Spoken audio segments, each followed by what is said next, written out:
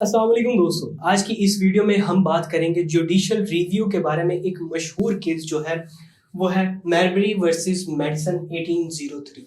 बड़ा ही important landmark decision इसमें हुआ था, लैंडमार्क केस है। तो चले आज की इस वीडियो में हम इसे ही कवर करते हैं। छोटी सी वीडियो है लेकिन बड़ी ही इंटरेस्टिंग और बड़ी ही इंपॉर्टेंट वीडियो। तो चले वीडियो को स्टार्ट करते हैं।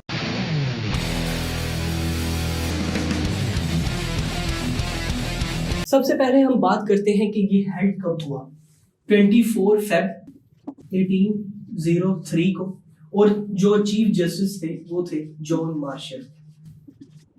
जॉन मार्शल ने इस केस को हेल्ड किया और 24 फेब 1803 हुआ किनके दरमियान? विलियम मैरबरी और जेम्स मेडिसन के दरमियान। जेम्स मेडिसन जो थे वो थे सेक्रेटरी ऑफ स्टेट के सेक्रेटरी थे, और यहाँ पर जो प्रेसिडेंट थे जॉन एडम, वो यहाँ के प्रेसिडेंट थे, करंट प्रेसिडेंट। और कुछ देर में वो रिटायर होने वाले थे, मतलब वो अपनी सीट से जाने वाले थे। रिटायर क्या, वो अपनी सीट से जाने वाले थे, उनके लास्ट डेज चल रहे थे।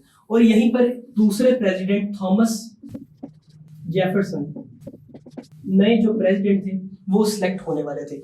तो जब इनके लास्ट डेज चल रहे थे तो इन्होंने अपॉइंटमेंट की 42 जजेस और दूसरे कुछ गवर्नमेंटल जो ऑफिशियल्स थे उनकी 42 जजेस की। तो यहाँ पर क्या हुआ कि जब थॉमस जेफरसन आके प्रेसिडेंट बन गए और इनका पीरियड खत्म हो गया तो उन्होंने वो अपॉइंटमेंट्स रोक दी। तो जो मैरबरी की अपॉइंटमेंट थी, विलियम मैरबरी की, वो पूरी तरह से फुलफिल नहीं हुई थी, क्योंकि इसका एक प्रोसीजर होता है कि जो एक प्रेसिडेंट होता है वो उसे अपने सेक्रेटरी के पास भेजता है, फिर वो जो सेक्रेटरी होता है वो उसे सेनेट के पास भेजता है। जब वहां से 2/3 मेजोरिटी मिल जाती है उसके बाद जाके अपॉइंटमेंट मिलती है। लेकिन अभी प्रोसीजर पूरा नहीं हुआ था और उसका टाइम पीरियड खत्म हो गया था। प्रोसीजर कितना हुआ था कि उसने अपने सेक्रेटरी के पास भेजा और वहां पे प्रोसीजर जो था वहीं पे स्टॉप हो गया, और वो जो प्रेसिडेंट थे जॉन एडम वो चले गए।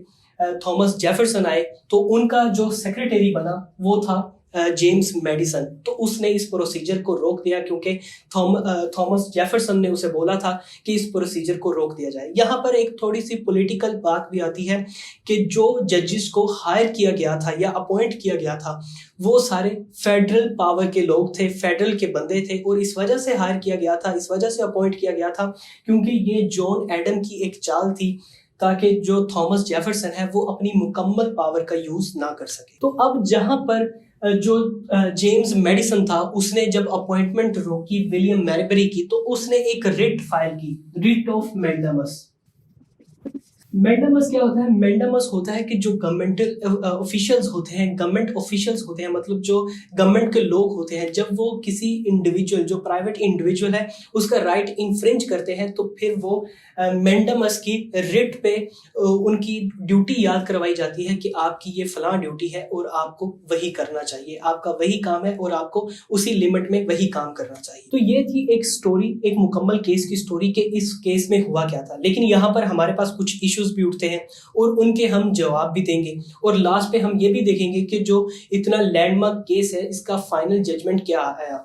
यहाँ पर जेम्स मेडिसन की जीत हुई या विलियम मैरबरी की। पहला इशू हमारे पास आता है, क्या जो विलियम मैरबरी था उसके पास राइट था कि वो केस फाइल कर सके सुप्रीम कोर्ट में? तो आंसर है यस। दूसरा इशू हमारे पास आता है, क्या जो लॉ है वो रेमेडी प्रोवाइड करता है यहाँ पर?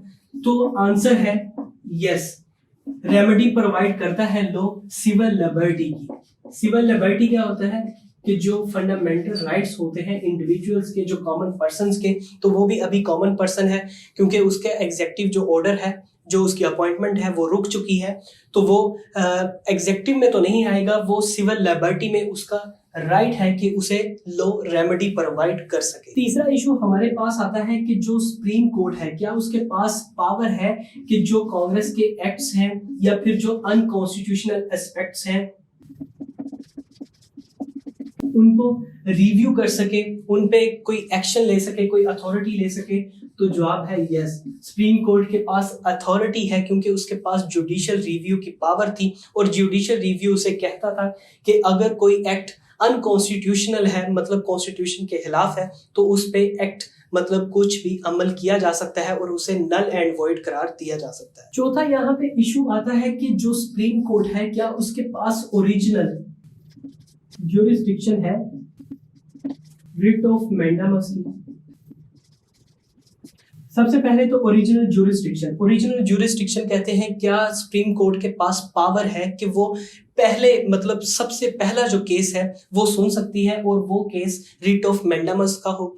तो हमारे पास जो आर्टिकल 3 आता है उसमें ये नहीं है, सुप्रीम कोर्ट के पास अथॉरिटी नहीं है कि वो रिट ऑफ मैंडामस का केस सुन सके। अब आर्टिकल 3 क्या है, उसमें किस किस के जो केसेस हैं वो सुप्रीम कोर्ट सुन सकती है, वो हम बात करते हैं इसके 5वें इशू में।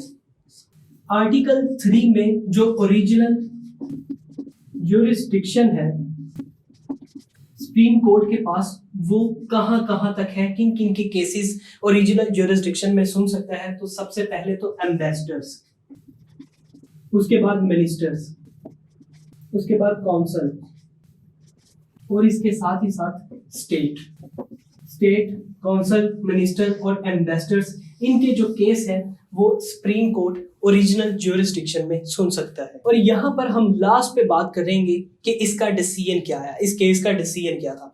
सबसे पहला पॉइंट, कॉन्स्टिट्यूशन अपहेल्ड, जो कॉन्स्टिट्यूशन था वो कायम रहा।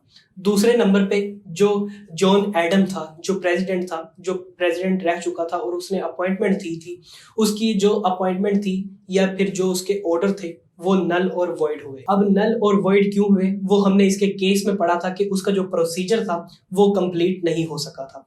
और तीसरे नंबर पे यहाँ पे बेस रखी गई जुडिशियल रिव्यू की। जुडिशियल रिव्यू की बेस कैसे रखी गई, क्योंकि सुप्रीम कोर्ट के पास पावर आ गई कि अब वो कांग्रेस के एक्ट्स और जो ऑर्डर्स हैं एग्जेक्टिव्स के या फिर जो लेजिस्लेचर के कानून हैं और जो कुछ भी है उन सब को वो रिव्यू कर सकती है। तो गाइज ये थी आज की वीडियो। उम्मीद करता हूँ ये वीडियो आपको अच्छी लगी होगी। वीडियो अच्छी लगी हो या इस वीडियो की समझ आ गई हो तो इस वीडियो को लाइक करें और इस चैनल को फॉलो करना ना भूलिएगा। खुदा हाफिज।